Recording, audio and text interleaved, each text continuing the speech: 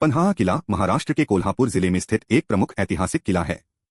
यह किला न केवल अपने स्थापत्य और सामरिक महत्व के लिए प्रसिद्ध है, बल्कि मराठा इतिहास में भी इसकी बहुत खास जगह है। प्राचीन और प्रारंभिक इतिहास। इस किले का निर्माण 12वीं शताब्दी में शिलाहार राजवंश द्वारा करवाया गया था।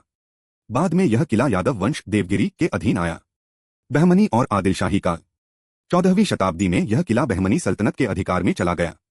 बहमनी सल्तनत के पतन के बाद यह बीजापुर के आदिलशाही सुल्तानों के अधीन आ गया। किले की सामरिक स्थिति के कारण यह एक महत्वपूर्ण सैन्य चौकी बन गया। छत्रपति शिवाजी महाराज और मराठा साम्राज्य। 1659 में प्रतापगढ़ की लड़ाई में अफजल खान को हराने के बाद छत्रपति शिवाजी महाराज ने यह किला आदिलशाही से जीत लिया। यह किला मराठा साम्राज्य का एक मुख्य गढ़ बन गया और कुछ समय तक शिवाजी महाराज का निवास स्थान भी रहा। पावनखिंड की लड़ाई 1660 उदास माली। जब आदिलशाही सेनापति सिद्दी जौहर ने किले की घेराबंदी की, तब शिवाजी महाराज ने रात के अंधेरे में विशालगढ़ की ओर प्रस्थान किया। बाजी प्रभु देशपांडे ने पावनखिंड में दुश्मन को रोके रखा और प्राणों की आहुति देकर शिवाजी को सुरक्षित निकालने में मदद की। यह घटना मराठा इतिहास में वीरता का प्रतीक है। बाद का मराठा और ब्रिटिश काल।